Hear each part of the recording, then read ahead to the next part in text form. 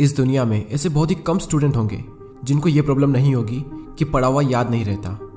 हम पढ़ तो लेते हैं लेकिन फिर भूल जाते हैं। तो अगर हम भूल जाते हैं तो फिर हमारे पढ़ने का मतलब क्या निकला? ऐसे में सारी मेहनत बेकार चली जाती है।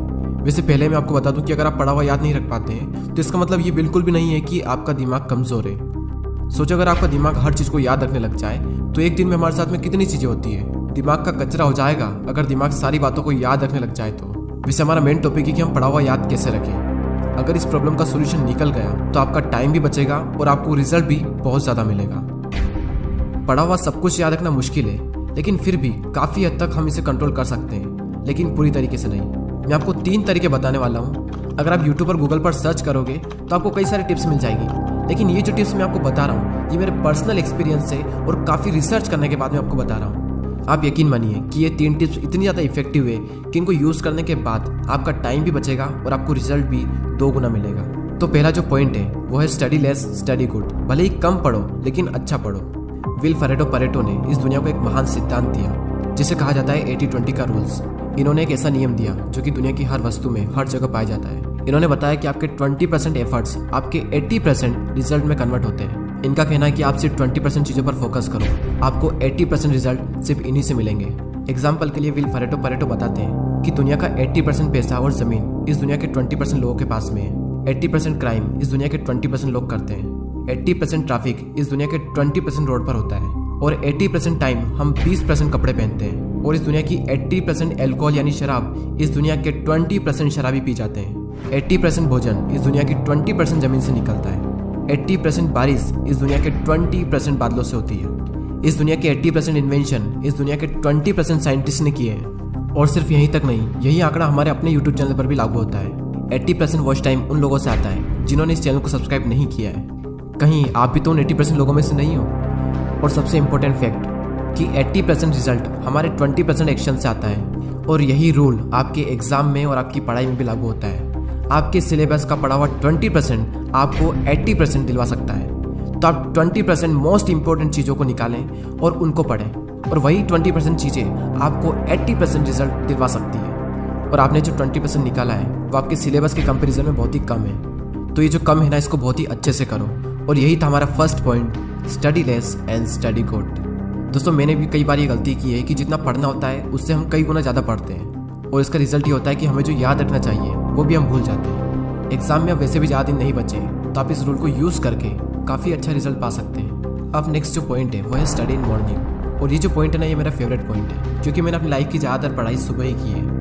एक तरफ एक स्टूडेंट है जो सुबह जल्दी उठकर 2 घंटे पढ़ाई कर रहा है, और वहीं दूसरी ओर एक और स्टूडेंट है जो दिन में 4 घंटे पढ़ाई कर रहा है। तो ये जो पहला वाला स्टूडेंट है ये ज़्यादा आउटकम दे पाएगा दूसरे वाले के मुकाबले। सुबह जल्दी उठकर पढ़ने के 2 सबसे बड़े बेनिफिट होते हैं। सुबह के टाइम हमारी कंसंट्रेशन सबसे पीक स्टेट पर होती है, और सुबह के टाइम पे जो कंसंट्रेशन होती है शायद ही पूरे दिन में आपको कंसंट्रेशन मिल पाएगी। और सेकंड बेनिफिट ये है सुबह जल्दी उठने का कि सुबह कोई भी डिस्टर्ब करने वाला नहीं होता है। एनवायरनमेंट में एक अलग ही साइलेंस होता है, और उस साइलेंस में कुछ नया सीखने का मजा ही कुछ और होता है। आप सुबह जल्दी उठकर 3 घंटा पढ़िए, और उसके बाद में पूरे दिन अगर आप सिर्फ मुश्किल से आधा से 1 घंटा भी पढ़ते हैं तो बहुत है आपके लिए।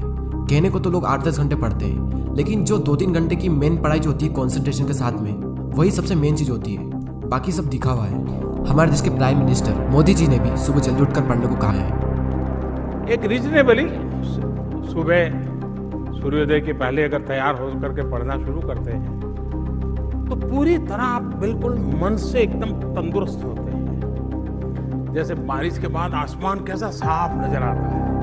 सुबह बहुत ही उत्तम कालखंड होता है, फ्रेश होते हैं, थकान नहीं होती है, और अध्ययन से ही शुरू करते हैं तो ज़्यादा अच्छा रहता है। और ना सिर्फ मोदी जी ने बल्कि हमारे शास्त्रों में, आयुर्वेदा में भी यही बात कही गई है कि सुबह के टाइम हमारा ब्रेन सबसे ज़्यादा एक्टिव होता है, और उस टाइम जो भी हम अपने ब्रेन में डालेंगे वो दिमाग में छप सा जाएगा। सो ये था second point, study in morning. अब जो लास्ट जो पॉइंट है वो बहुत ही ज़्यादा इंपॉर्टेंट पॉइंट है, और ये पॉइंट आप सबको ऑलरेडी पता है, लेकिन हर कोई इस पॉइंट को बहुत ही इग्नोर करता है। और वो पॉइंट है पढ़ाई के बीच में रेस्ट लेना। कुछ लोग होते हैं जो रेस्ट ही नहीं लेते हैं, और कुछ लोग ऐसे होते हैं जो बहुत लंबा रेस्ट लेते हैं, और इस बीच में कुछ लोग ऐसे होते हैं जिनकी पूरी ज़िंदगी रेस्ट लेने में निकल जाती है, और एंड में वो खुद रेस्ट इन पीस हो जाते हैं। पढ़ाई के बीच में कितना रेस्ट लेना चाहिए ये मैं आपको नहीं बताने वाला, ये आप खुद तय करें अपने अकॉर्डिंग। आपको फिर से एनर्जी प्रोड्यूस करने के लिए कितना टाइम चाहिए ये आपको आपके अलावा कोई नहीं बता सकता।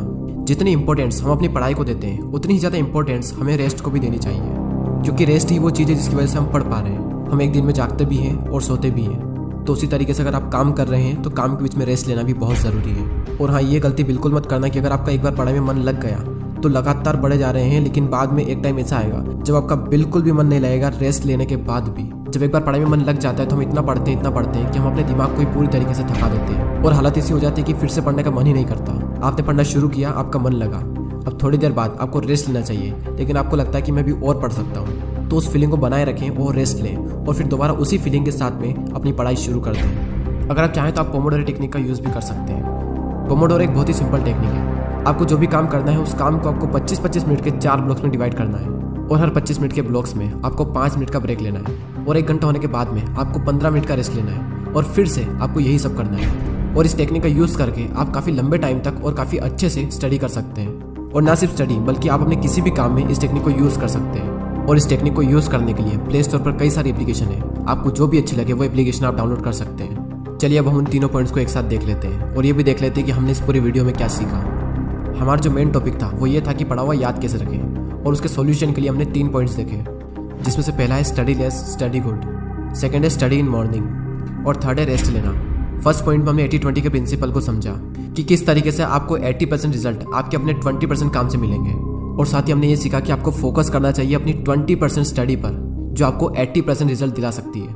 सेकंड पॉइंट था कि स्टडी इन मॉर्निंग, यानी कि सुबह उठकर पढ़ो, और इस पॉइंट में हमने देखा कि किस तरीके से आप जल्दी उठकर हाई कंसंट्रेशन वाली स्टडी कर सकते हो।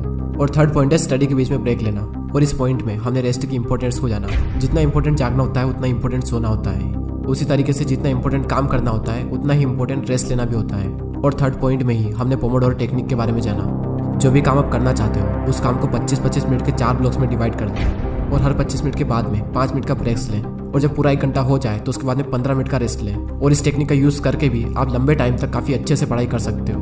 और दोस्तों, अगर आपने पूरे साल पढ़ाई नहीं की है तो अब भी आपके पास में टाइम है, क्योंकि वो किसी ने क्या खूब बात कही है कि जो हो गया उसे सोचा नहीं करते, जो मिल गया उसे खोया नहीं करते। सफलता उन्हें ही हासिल होती है जो वक्त और हालातों पर रोया नहीं करते।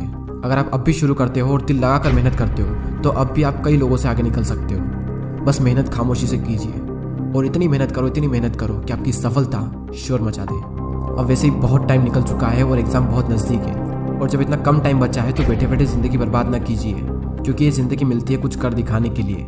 रोके अगर आसमान हमारे रास्ते को तो तैयार हो जाओ आसमान झुकाने के लिए। अब बात आती है उन 80% लोगों की जो वीडियो तो देखते हैं लेकिन सब्सक्राइब नहीं करते।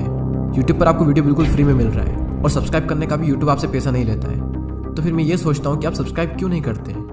दोस्तों, बहुत मेहनत लगती है वीडियोस बनाने में। आपका एक सब्सक्राइब और एक कमेंट मुझे बहुत मोटिवेट करता है आने वाले टाइम में इससे भी अच्छे वीडियोस बनाने के लिए। मैं लेता हूँ आपसे अलविदा। Thanks for watching.